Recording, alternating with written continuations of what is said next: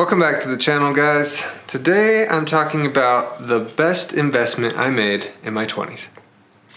Now, the investment that I want to talk about today isn't something that's very conventional, and no, I didn't invest in Bitcoin or GameStop or something like 10 years ago, though that would have been nice.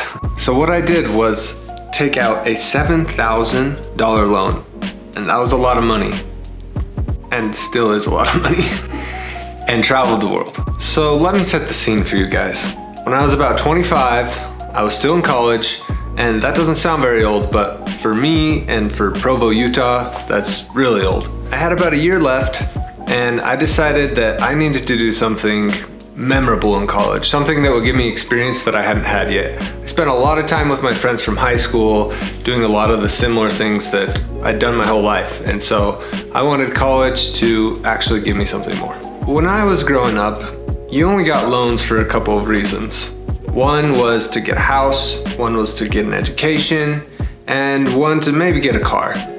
So taking out a loan to go travel the world just wasn't something that was recommended for me to do. So I took out this loan without telling a soul. Now, I didn't do this alone, and in fact it was with an organized group through my school. But when study abroad first comes to mind, you probably think of living in a new location for a whole semester and really figuring out what it's like to live in a new place. This was completely different. We traveled to 11 countries in 6 weeks. I had never really been out of the country before.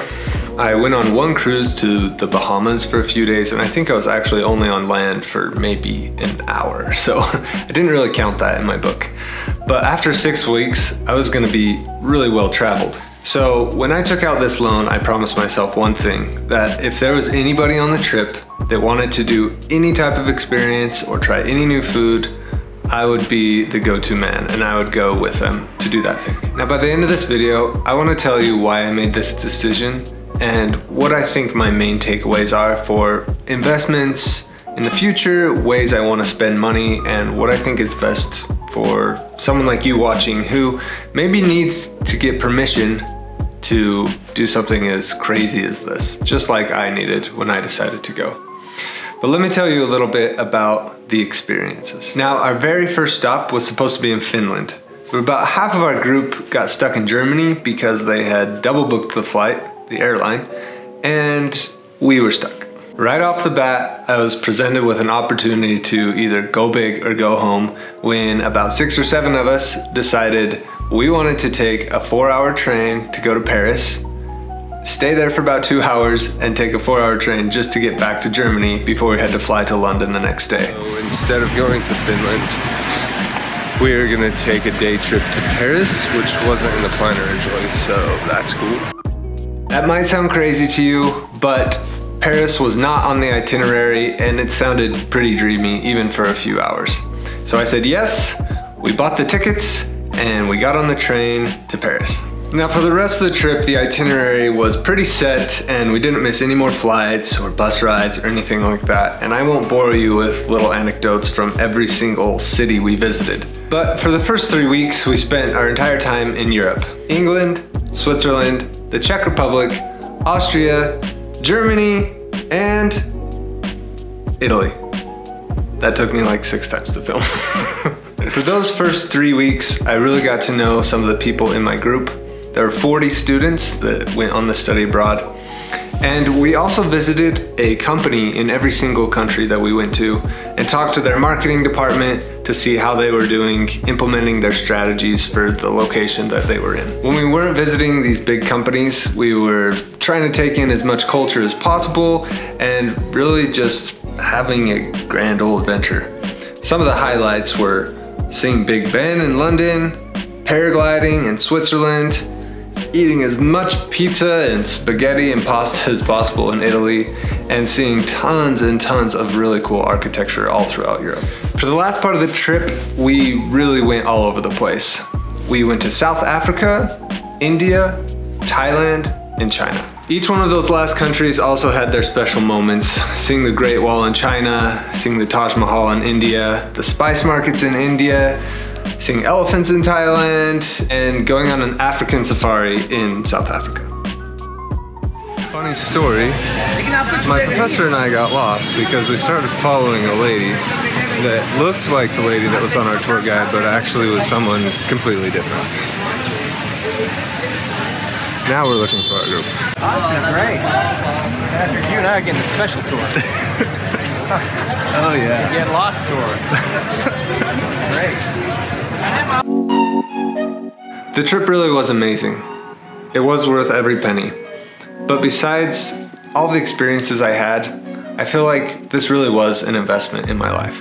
I made some incredible friends, including one really special girl who ended up being my wife a year later. I also gained confidence in my ability to meet new people and to travel the world on my own, which led and will lead to many more wonderful experiences that I hope to share with you. It also just set my sights higher. Seeing the world and seeing how people can live in different ways and enjoy life in different ways really made me think that I can carve my own path and I can set my eyes on a really high goal that I want to achieve and go out and do it. So after going on this incredible study abroad, here are my 4 main takeaways from this unconventional investment. Number 1, spend money on experiences.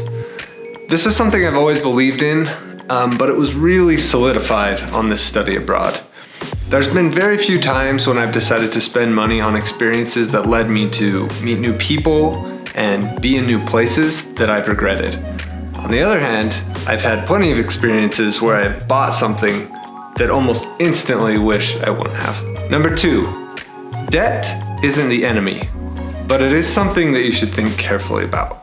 Taking out a $7,000 loan to go do something fun isn't something that I would suggest to anyone.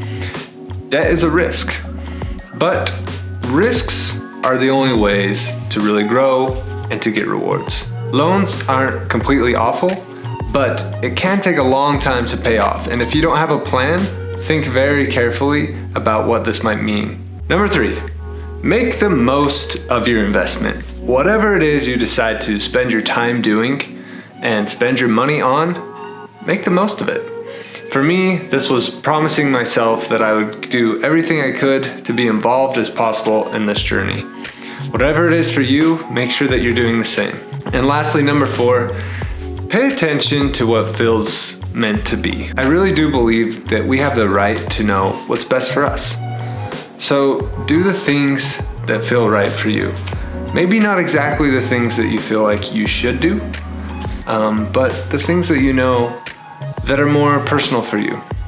That sounds kind of vague, but I think the best way to look at it is, what would I do if I knew I would fail? And what would I do if I knew that I would succeed? When those two things align, that's probably the thing that you should be spending your time doing. Okay guys, thanks so much for watching this video. I will see you in the next one. I hope you enjoyed it. Please let me know in the comments below what you liked, what you'd like to hear more of, and I will see you very, very soon.